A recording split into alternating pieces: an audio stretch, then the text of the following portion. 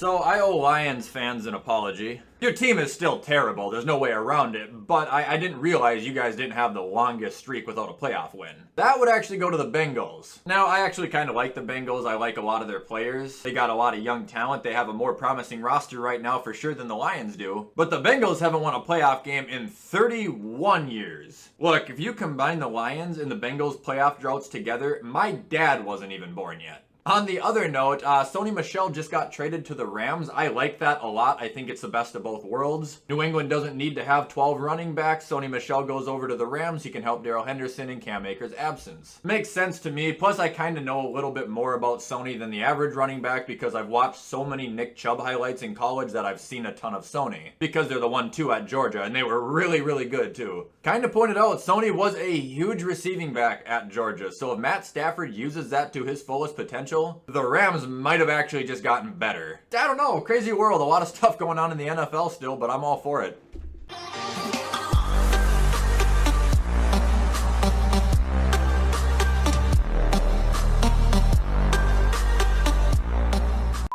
Alright, what is up guys, and welcome back to another video. So the last time I predicted player stats for the quarterbacks, I made a deal with you guys that if it got 3,500 likes, I would do the second half. For those who missed the first episode, which you can still watch, I'm going to take 16 quarterbacks and I'm going to predict how many yards they're going to throw, how many touchdowns they're going to throw, and how many picks they're going to throw. One quick reminder guys, head over to gfuel.com, use code WyattzWorld, you can save yourself a discount on any G Fuel products. And for those wondering about fan mail, yes, it's coming back probably Friday for sure. I have about 10 packages exactly. It's slowed down a ton, which is okay. I don't need to get 17 packages a day. That was a lot. But yeah, we got a good little stack here, and tomorrow or Friday, depending on what the videos are, I'll make sure to open it up for you guys. All right, on to the quarterbacks.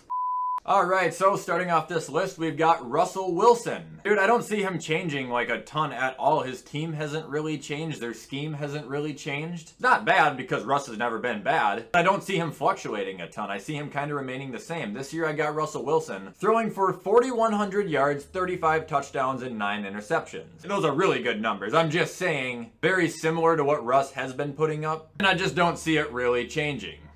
Up next, we got Tua Tagovailoa, or Tua Turndabalova, or whatever the hell you want to call him. So, like I've already reiterated, I don't believe in Tua. I don't think he's going to be good, not just because he's a Dolphin. I didn't like him going into the draft. I've always been a Jalen Hurts guy over him, even. But I don't think Tua is going to have, like, the last year of his starting NFL career or anything like that. I don't expect him to have a fantastic year, but I expect him to have kind of a, well, I'll tell you, 3,500 passing yards, 23 passing touchdowns, 13 interceptions. You know, just kind of in the middle. And that's me giving him credit. I could have had Tua doing a lot worse than that. I just don't think that he's really adapting to the league well. I think he's got a really young team with a lot of young receivers who haven't had time to adapt to the league yet. Seems like it's going to take at least another year before that offense is really clicking on all levels. Alright, up next we're going to go with Matt Ryan, Matty Ice. I don't think he's going to change a whole lot from what he has been doing basically every year since he's entered the league. I got Matt Ryan at 4,300 passing yards with 28 touchdowns but 15 interceptions. Seems like a Matt Ryan year. He lost Julio, but he got Kyle Pitts, who's probably going to get targeted a ton. So assuming Kyle Pitts knows how to catch a football, his workload is going to be huge. Then you got Calvin Ridley, Russell Gage Jr. Hayden Hurst is still on the team. You still got people to throw the ball to. It's Matt Ryan, he's always going to be slinging it. Matt Ryan is still good. They restructured him for a reason. He's going to be fine. The team, on the other hand, well, they're going to be bad. Alright, up next we got my favorite guy in the league, Drew Lock. So I thought about this one, it's like, where could I put him? Because I think Teddy might get a shot or two during the year, but I have a feeling that Drew Lock they're going to kind of just roll with. Why not? You're not going to win a championship with either of him or Teddy. You drafted Drew Lock in the 3rd round. He only played for 2 years. You might as well give him one final shot before you actually send him out the door. What I see out of Drew Lock, if he gets the entire year or majority of it, is 3,800 passing yards, 21 passing touchdowns, and 16 interceptions. I think that's being fair. That is pretty much in the middle. And again, I could have done him a lot dirtier than that too. I just have zero faith in this fucking guy. He made some of the worst attempted throws I have ever seen in my entire life last season, and I got to witness it firsthand. Now, I know, you guys have every right to be like, dude, Josh Allen, look at his leap. And Drew Lock could do that. I just still don't see it happening, like not even fucking close. All right, up next on the list, we got Kyler Murray, and this is the year I think he's going to get his respect as a passer. Not that he already doesn't have it, but I think his passing game is going to turn a leaf this year. I got Kyler Murray logging in 4,200 passing yards, 32 passing touchdowns, and 13 picks. Yes, I think he's going to do two major things he hasn't done in his career yet. He's going to hit 30 touchdowns. He's going to hit 4,000 passing yards. He's progressing. He's learning. He's got the best receiver in the game. He's got a ton of fast receivers with good hands. You added AJ Green to that roster, man. Like, you've got a lot of star potential. Okay, we don't know how good he is going to be, but if for some reason he can pull like an Antonio Brown and come back and look like a fraction of his former self, Cardinals are going to be in a very, very good spot. All right, up next, we've got the MVP candidate himself, Matt Stafford. You guys have heard me say that time and time again. I think he's going to have an enormous year. Matter of fact, I think Stafford's year is going to be so good, he's going to throw for 4,150 yards, 35 touchdowns, and 10 interceptions. Yep, I see that coming 1,000%. His team is so much better. His coach is so much better. His receivers are so much better. I think that he is just going to be mentally a completely different quarterback. He's got a hard division to play in, but Matt Stafford, I think, is going to be in like his Goku form, or I don't really watch Dragon Ball, but you know where he puts his arms down and lightning comes out of him? That's what's going to happen when Matt Stafford goes on the football field. Up next, we got one of my all-time, old-time favorites, Tyrod Taylor. I'll never forget you, man. Respect. Dude, if he gets the job the entire year as a starter, because I know Deshaun Watson ain't going to be playing there, I got Tyrod throwing, or I should say Tyrod, throwing for 3,300 yards, 18 touchdowns, and 6 interceptions. Go look at Tyrod's stats, his numbers. That's pretty much a Tyrod year. He doesn't throw the ball in bad places. Like, at all. He doesn't turn the fucking ball over. One thing Tyrod has always been elite at. Other than that, yeah, he's going to rush, he's going to scramble, he's going to throw when he has to. He doesn't have the greatest arm. He doesn't have the most accurate arm. Texans are going to be a dog shit team to begin with. It's probably going to be his last year as a starter. Might be one of the most underappreciated quarterbacks I've ever seen. Good luck, Tyrod. You're going to need it. Up next, we got Cam Newton, another mobile back. I could see Cam having a little bit of an upgrade. It's not a bounce back, but playing a full healthy season, I can see Cam Newton throwing for 3,200 yards, 24 touchdowns, and 15 interceptions. Not good, not great, but it's definitely a step up from last year's shit show. Again, I don't see Cam really being the quarterback past this year, or this could be his last year in the league in general, unless he does just have like a magnificent year, but I don't see that happening. The thing about Cam Newton, and I've stated this time and time again on the guy, it's his shoulder, okay? Not his age, it's not the fact that he's a vegan, although, I mean, look at Kaepernick when he became a vegan, dude. His stats got worse and he got hurt too. I'm just putting the links together. I'm not saying it's a fact, but something with the vegan diet and injuries definitely exists there. Anyway, I don't think it has anything to do with Cam being washed. I think it's just, well, it kind of is washed. I think his shoulder is the reason that he has never been able to get back to the Cam that he was, and it's the reason he never will again.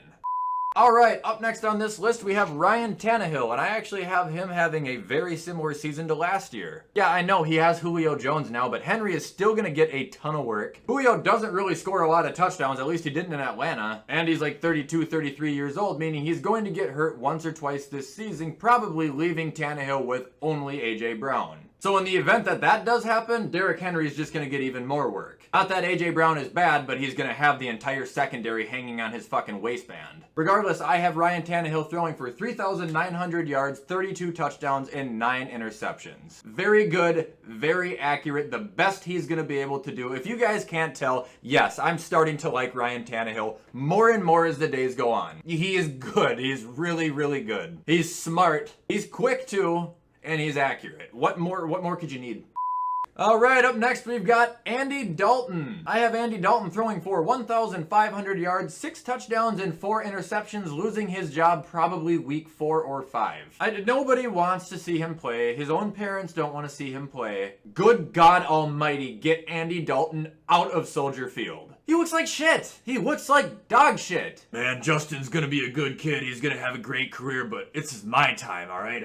This is my time to be a good quarterback. Hey, it's not your time to do anything but fucking retire.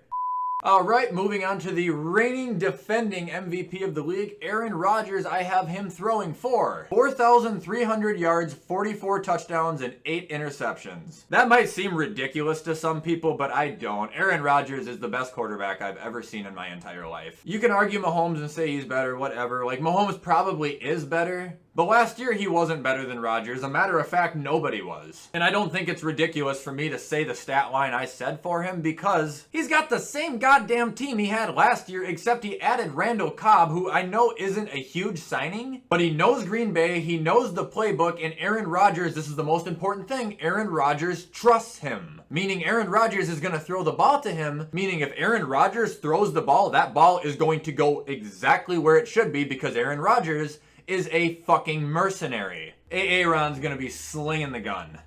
Alright, next up we got the loaded baked potato himself, Ben Roethlisberger. I just don't like him. I say that in every video and I have to make it apparent. I don't like Big Ben. I don't like his personal choices he's made in life. I don't like him as a quarterback. I don't like him. I just don't like him. Regardless, I don't think he's going to have a dog shit season, but I think he's going to have kind of like a descending Ben season. Their offense is horrible. Their offensive line is horrible. Their offensive weapons are horrible. Other than Chase Claypool, I don't really care for any of them. I like Deontay, but he does have a drop problem. I got Big Ben throwing for 3,600 yards, 26 touchdowns, and 12 interceptions. Pretty much have him doing everything he can do with that team. But like we saw it last year, there's going to be games where Ben shuts down and they're absolutely screwed. Juju is not a deep threat. He's going to catch the ball for like 8 yards and fall to the ground. Any explosion you're going to get out of that offense is going to be from Chase Claypool or Najee Harris. Like I said, Ben's protection's not that great, so I see him having enough time to make a play a little bit of a struggle. Alright, up next we've got Ryan Fitzmagic. I'm expecting a loose cannon with this guy. There's going to be weeks where Washington loves him and there's going to be weeks where they hate him. I have him playing a full season, hitting 4,000 yards, throwing for 28 touchdowns and 16 interceptions. Not terrible at all, but not the greatest. He's going to have some ugly picks, especially in the red zone. But on paper, giving Fitzpatrick that team is not a bad decision at all. Look at the weapons in Washington. You got Terry, you've got Logan Thomas, you've got Curtis Samuel, you've got Antonio Gibson, you've got J.D. McKissick. Every person I just named is capable of catching the ball. His receiving backs are two of the best receiving backs in the game right now. And then he's got a lot of speed that's going to be going downfield, dude. Fitzpatrick is going to let the ball fly. He's going to let it rip. He knows he's here momentarily. He's going to make the best of it. Up next, we've got the comeback kid, Carson Wentz. I got Carson Wentz throwing for kind of a bounce back season. 3,650 yards, 24 touchdowns, and 11 interceptions. Much better O-line. He's got Frank Reich back. The only thing that scares me is his weapons because he doesn't have any. I do hope the best for Carson. However, I will always think he's a pussy for how he handled his situation in Philly. You were really bad. Up next, we've got famous Jameis himself. This is going to shock a lot of people, but we kind of talked about him yesterday, so I don't need to dig too much into this, but I'm a Jameis believer. I always have been. I always will be. You're not a #1 pick overall for no reason. You're not one of 8 people to hit 5,000 yards in a season for no reason. What we just saw out of him, I think he's going to be a much more calm and collected version of the Jameis that we saw when he was in Tampa Bay. But I see Jameis solidifying himself as the new #1 in New Orleans, throwing for 4,000 yards, 28 touchdowns, and 13 interceptions. Isn't that crazy? Like I said, I'll take a lot of shit for it. I'm sure I'll see this on TikTok, people talking trash about me saying this. I don't give a fuck. I have confidence that Jameis is going to actually be good. And I hate it because, well, screw the Saints. And last but not least, to end this list, we've got Joe the Show Burrow. 3,800 yards, 30 touchdowns, 10 interceptions, very basic stat line. I think he's going to be good. If he's got the protection, he was good last year. He just got hurt. His knee blew up. He tripped over a fucking landmine. I'm sorry. T. Higgins, Tyler Boyd, Jamar Chase, I don't know. I've heard a couple of things that he actually might not be playing this year. It sounds like he might have done something really bad. But if he has all 3 of them, plus Joe Mixon, he's got weapons, and most importantly, people forget this about Burrow. And I know it's kind of weird to talk about it considering he almost just lost one of them, but Burrow's got legs. He can move if he has to. He can get out of the pocket just as quick as anyone. I fucking love Burrow, man. I really do. I have high hopes for him. I don't see him throwing, for an astronomical amount of yards, but I have him being accurate, I have him being reliable, and I have him being good. All the hope in the world for Joe Burrow, and if he gets hurt again this year, I'm going to cry. Alright guys, and that was me predicting the other half of the NFL quarterback stats. I hope you guys liked this video. If you do, you already know what to do. Comment, likes, that sounded weird. Comment, like, subscribe, turn the bell on. I try to post every single day. If you guys want to follow my social medias or send something to my P.O. box, the links will be in the description of this video. With all that stuff being said, guys, I'm going to edit this so you can watch it on time. I hope everybody has a fantastic rest of their day, and as always, I will see you in the next video.